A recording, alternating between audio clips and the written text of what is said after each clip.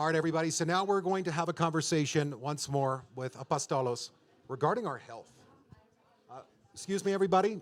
I don't want to be rude. Lexi, you need to help me. All right.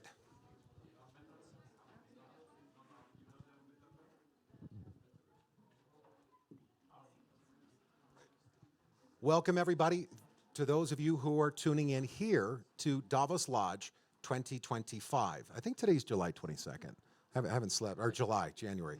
Haven't slept in a few days. Apostolos, welcome back on stage. Thank you, Destin. You and I have had this time to really have an engaging conversation about the world and technology and innovation and healthcare. And some of it that is accessible and others that are going to be in the future, and wearables that some of us have on our fingers or on our wrists and others that aren't doing it. Your health matters. You and I had this conversation yesterday, and you were so passionate about it. And to anybody that knows passion, it is quite contagious. And you told me your health matters. Talk about this. Actually, Destin, it's the only thing that matters. It's exactly what we said before in the panel. If we have a strong health, strong mentality, then we can really do everything and enjoy our lives. It's clear for everyone. But most of the times we don't follow it due to our everyday schedule. Everybody's pretty busy, making money, running businesses, and in the end we forgot about the most essential thing, which is our health. And in this direction, what I want to say is that the wearables themselves are not the solution. The diagnostic devices are not the solution. Of course, you should have the measurements and to have the indication and to know early enough in order to be able to prevent things from going wrong. But the point is how you handle the situation after you will learn that you are suffering from something or you are in risk from a chronic disease or whatever. Because most of our health issues are able to be controlled as long as we will perform scientific protocols in a way that they will allow us to change our lifestyle and lead ourselves to adherence and to a better way of living.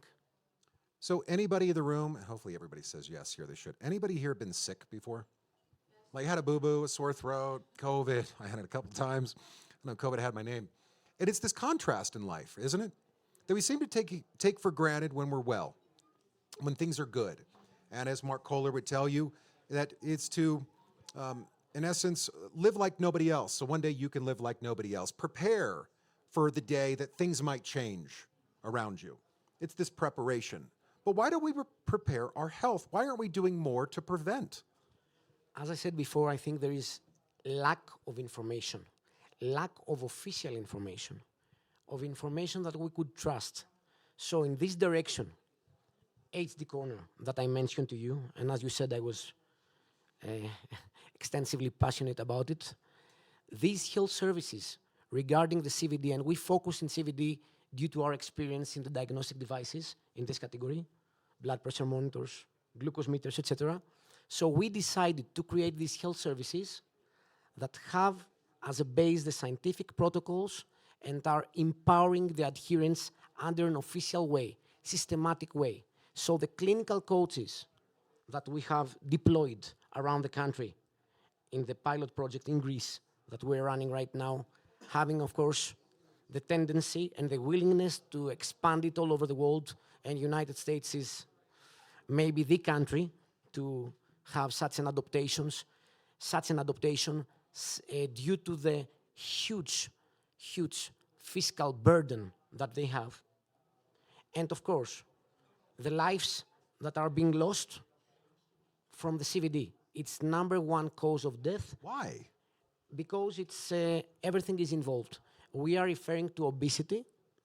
When we say cardiovascular disease factors, we're referring to obesity, hypertension. My country, by the way, the United States, someone will probably, I know, Patty, you might have the stats on this, that obesity in the U.S. is out of control. And it's actually the basis to acquire hypertension, diabetes, and dyslipidemia. So these 4 risk factors and plus, depression. excuse me, of course, there are also parallel effects, bad effects in your lifestyle, in your health. But except that, if you will add on smoking as well, which is the 5th risk factor, then you are ending up with heart attack, strokes, blindness, and actually you have no life quality at all. So our health services is doing exactly that, but as I said before, under a systematic way through the clinical coaches, pharmacists, that are closely collaborating with the physicians. So in the role of a clinical coach, the pharmacist is training the individuals to empower their adherence, know about the lifestyle adjustment they should do, such as nutrition, exercise, how to store their data, how to store the medical examinations, in order for the doctor, the physician, to have a trained individual and all the data he needs in order to prescribe properly and lead them to control. And this is essential. So it's not about the diagnostic devices and about the wearables, Dustin. The point is what you do after, as I pre-mentioned, and how to handle it. So if people have information that they can trust, approved from WHO or national healthcare systems, then they will follow it as long as they are enjoyable as well. I like this, but you said something, and I know, Patty, you have coached me personally on this, is that we have these self-sabotaging behaviors about ourselves. We sabotage. How do we get away from that? I mean, you are in the world of changing outcomes. Yes. How can we prevent sabotaging ourselves once you've deployed the technology that could improve the outcome? Our research and development department, which has the honor to host many key opinion leaders around the globe, hypertension experts, diabetologists, etc., plus psychologists, clinical psychologists, that are an essential part of our success in these health services, they focus in enjoyability as well. People need to enjoy. When you will recommend them to change their lifestyle, they need to understand that this will be fun as well.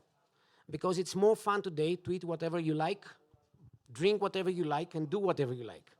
Point is to show them that there is another world, to show to the people that there is another world that they can live in, and they can be active, enjoy their time with their grandchildren, with their children, with their friends, run in the mountains.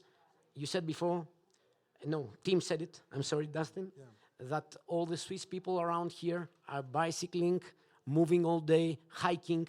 So that's the way to do it. We need to show another side of enjoyability to the people, that they need to make this transformation, individual transformation, to a better life. I think that's the key. It's this better life mindset. So partnerships. It's incredibly important for organizations like yours. Yes. Because without partners, well, we don't have distribution. And some of the best technologies, some of the best ideas or best companies, they collect dust and they ultimately close and die. And what could have made a difference, which could have changed the world. You are so right on that. And that's why I said it needs to be systematic and to be organized properly from, even I would dare to say, all countries in the world. And that's why I referred myself to WHO before. It needs to be adapted. All these health services, it's not only our effort. I'm sure there are more. I heard about Livongo in the United States, that they did a great job with diabetes, and they succeeded greatly with very good outcome. I read the studies. Or Kaiser Permanente, a health plan that has delivered excellent results in controlling hypertension. So all these excellent solutions that are going to be somehow approved, maybe from FDA, under a certain protocol, needs to be adopted from the health plans, insurance companies.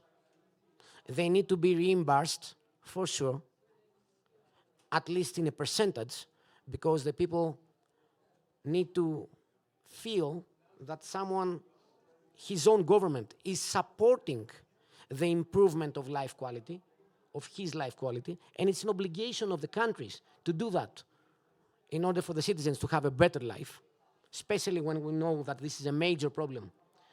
Pandemia. CVD is a pandemia. This is the real pandemia, Dustin. I mean, don't fool yourself. COVID is nothing comparing to CVD.